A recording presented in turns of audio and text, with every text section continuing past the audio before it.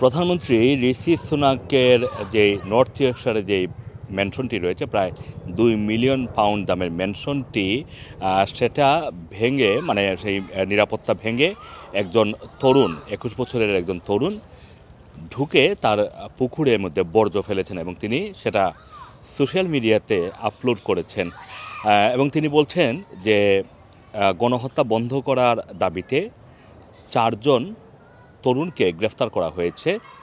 দাবিতে আন্দোলন করা 4 জন তরুণকে গ্রেফতার করা হয়েছে, তাদের মুক্তি দিতে হবে এবং এরকম দাবি তুলেই তিনি প্রধানমন্ত্রী ঋষি সুনাকের বাড়ি নিরাপত্তা ভেঙে ভিতরে ঢুকে এই কাণ্ডটি ঘটিয়েছেন এবং এটি ব্রিটিশ গণমাধ্যমে এই মুহূর্তে ব্রেকিং নিউজ হিসেবে যাচ্ছে। কারণ প্রধানমন্ত্রী ঋষি সুনাক আগামী 4 জুলাই যে জাতীয় নির্বাচন অনুষ্ঠিত হতে যাচ্ছে সেখানে কনজারভেটিভ পার্টির নেতৃত্ব দিচ্ছেন এবং কনজারভেটিভ পার্টির নেতার বাড়িতে মানে তিনি এখানে মূলত ঋষি সুনাক নির্বাচনও করে থাকেন এবং এটি তার বাড়ি।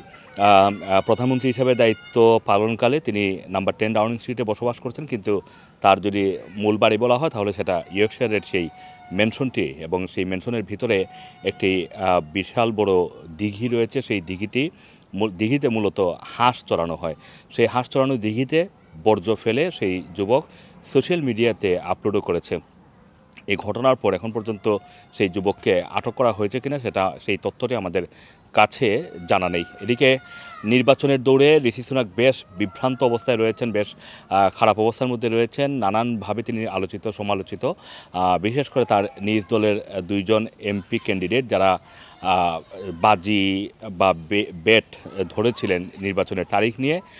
এরকম দুজনের বিরুদ্ধে ইনভেস্টিগেশন শুরু হওয়ার পর ঋষি সুনাক বেশ বেকায়দার মধ্যেই রয়েছেন। তিনি চেষ্টা করছেন তার দল যেন আগামী নির্বাচনে ভরাডুবিতে না পড়ে সেটা থেকে কীভাবে উদ্ধার করা যায় সে কারণে তিনি তার চেষ্টা চালিয়ে যাচ্ছেন। এর মধ্য দিয়ে তার নিজের বাড়িতে যেই ঘটনাটি ঘটেছে সেটিও তাকে বেশ চাপে ফেলবে বলেই ধারণা করা হচ্ছে।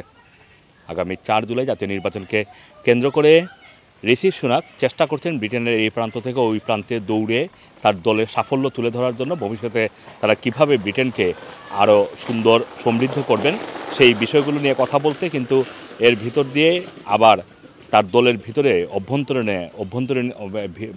ভিতরে অনেক আলোচনা সমালোচনাও রয়েছে তাকে নিয়ে, সেগুলোকেও সামাল দিতে হচ্ছে। এরই মধ্যে তার বাড়িতে নিরাপত্তা ভেঙে যে ঘটনাটি ঘটেছে সেটি আলাদাভাবে তাকে নির্বাচনের এই মুহূর্তে চাপে ফেলবে বলে ধারণা করা হচ্ছে। আসম মাসুম, রানা।